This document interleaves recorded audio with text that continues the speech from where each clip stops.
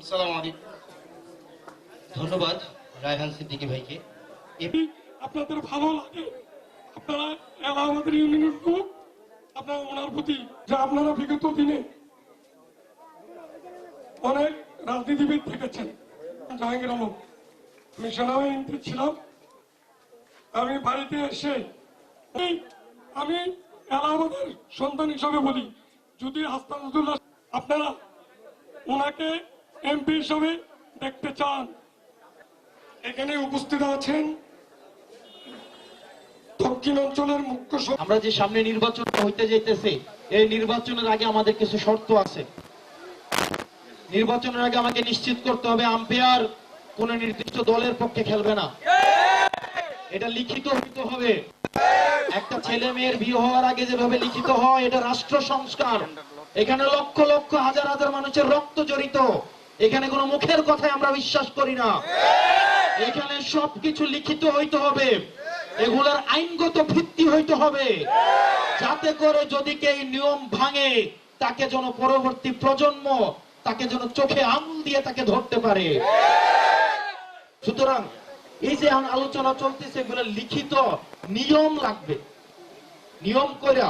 এটা সবার পক্ষে যা, এটা এটা এনসিপির পক্ষ, জামাতের পক্ষ, বিএনপির পক্ষ, কারো পক্ষ হওয়ার দরকার নাই, এটা বাংলাদেশের পক্ষে হোক। আমাদের যে নতুন রাজনৈতিক দলটা আসছে, আমাদের টাকা পয়সা দেওয়ার আমাদের ক্ষমতা নাই। আজকে যে প্রোগ্রামটা করছি, উপরে আল্লাহ নিচে মাঠে, কিছুক্ষণ পরে আসার নামাজ পড়তে যাব, 10টা টাকাও আমি দিতে পারিনি। 10 টাকাও দিতে পারিনি। আমাদের যে নতুন রাজনৈতিক দলটা আসছে, আমাদের টাকা পয়সা দেওয়ার আমাদের ক্ষমতা নাই।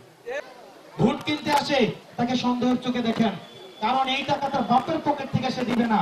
সে হচ্ছে চুরি করে আনবে, দুর্নীতি করে আনবে, সামারি করে আনবে, তারই দিয়ে আবার আরেকজন দুর্নীতি করবে, তখন আপনি কিচ্ছু করতে পারবেন না। সেজন্য আমি আপনাদেরকে আজকে বলে যাই, আমি হাসনাত আব্দুল্লাহ জাতীয় নাগরিক পার্টির দক্ষিণাঞ্চলের মুখ্য সংগঠক।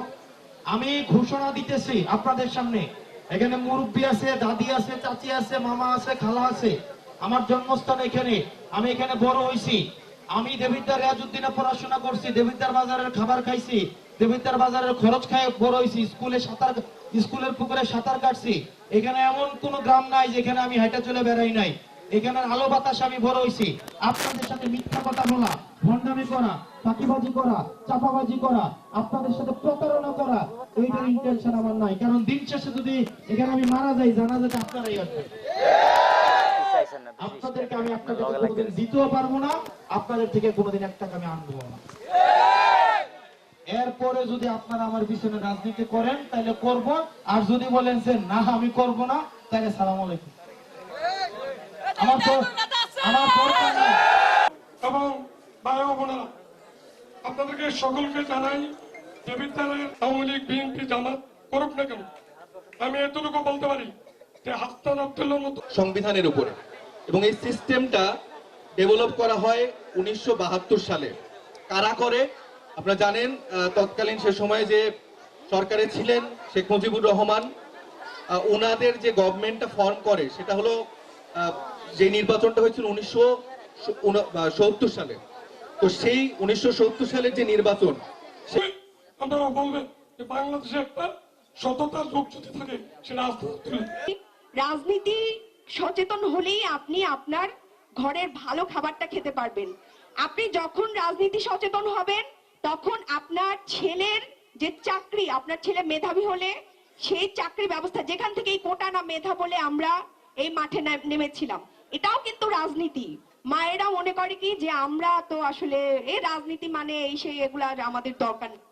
কিন্তু আছেন আরো অন্যান্য অনেক এনসিপি নেতৃবৃন্দ অনেক পরিশ্রম করে আজকের এই।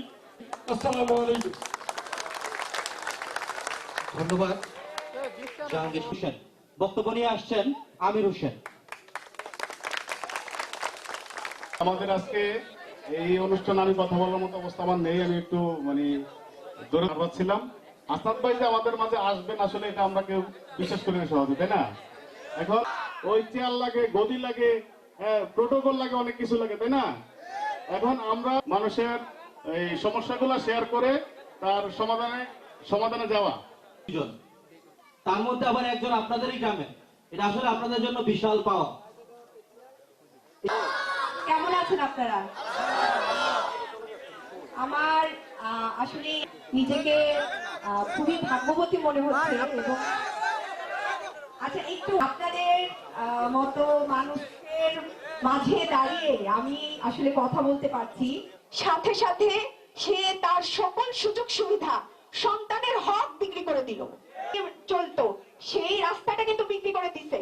সে কিন্তু আর বলতে পারবে না যে আমার ছেলে আসছে উঠানে নতুন রাজনীতি, নতুন বন্দোবস্ত। আমরা রাজনীতিটাকে চেঞ্জ করতে যাচ্ছি।